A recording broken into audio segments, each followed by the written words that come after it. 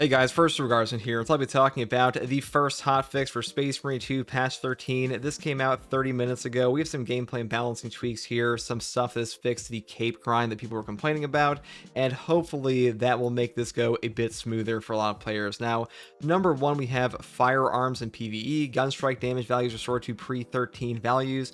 Plasma pistol variant gunstrike damage adjusted to better reflect new versions, but speciality, i.e. damage version deals more gunstrike damage. So if you're unaware, all of the gunstrike damage got changed around at last patch, mainly because they changed how headshot multipliers work on a lot of the weapons and stuff like that, and just it was kind of all over the place. But this has brought it back to the old values. It's a lot less complicated now, a lot less confusing for a lot of players, because people were pretty used to one type of gunstrike damage, and now for the most part it is pretty much the same outside of this one instance. Now here they have some siege mode changes. They say atonements here. Players will start receiving atonements starting from wave 11 on normal difficulty. Now, some of the negative modifiers in the siege mode were super toxic for players, so this should help out in the normal difficulty and make the normal mode a little more normal, because for a while now it has been a bit too beefy for the average player. And hard difficulty, you will start receiving atonements starting from wave 6 on hard difficulty, so they have made a couple adjustments here, which is pretty nice.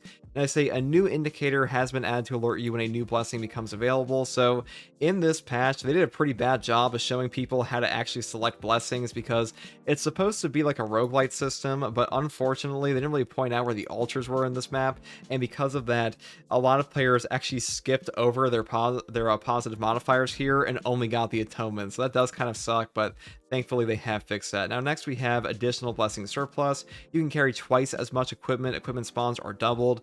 Equipment is pretty life-saving in the siege mode, so that's pretty good. Additional atonement, hardened skins. Enemies are not staggered by the first 3 hits. Damage is still dealt.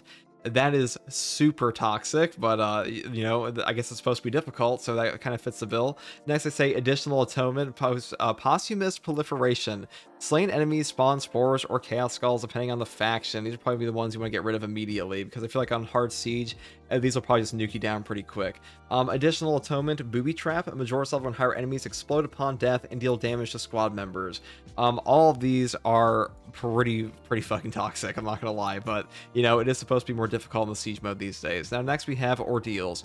Reduce the requirements for these 6 complete missions on absolute difficulty. Class specific ordeals are 10, 30, 100 to 10, 25 and 50. So they've really lowered down the 100 absolute mission cape grind significantly. They've cut it in half for the final black capes, and they lowered it by 5 for the red capes. I feel like 30 absolute missions, that's not too difficult for most of the player base, but the thing is that 100 missions on every class, that is a bit much. That's pretty intense. It is supposed to be a long-term grind, but that being said, there are simply not enough cosmetics in the game to really warrant having 100 absolute missions be completed per class for 1 cape on every one of them. So for that reason, I'm glad they kind of address this here. I'll probably see a similar layout for the ordeals going forward in the next War Gear update in patch 14.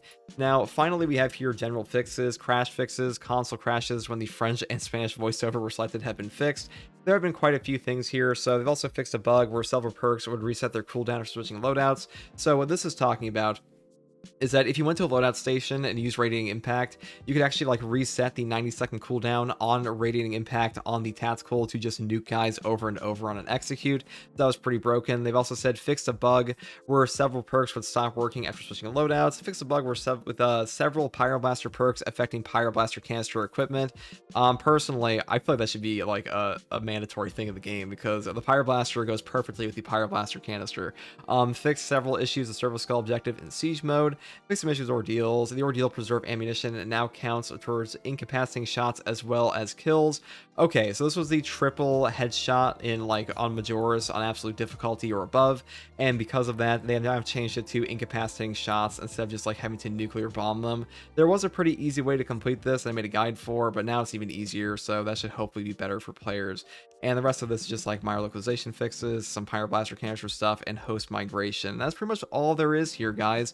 Let me know what you think about the new ordeals. Do you think 50 is still too much? I mean, I think 50 is reasonable. These are are supposed to be long-term cosmetic grinds that are supposed to give the players something to work towards, and 100 is a bit excessive, but lowering it down to like 30, that's just like a little low in my opinion, a little bit low, because you definitely want this to be enough for players to actually have something to do. And that is pretty much all there is for this one, guys. If you like content like this, subscribe for more, and as always, thank you for watching. Take it easy. Bye.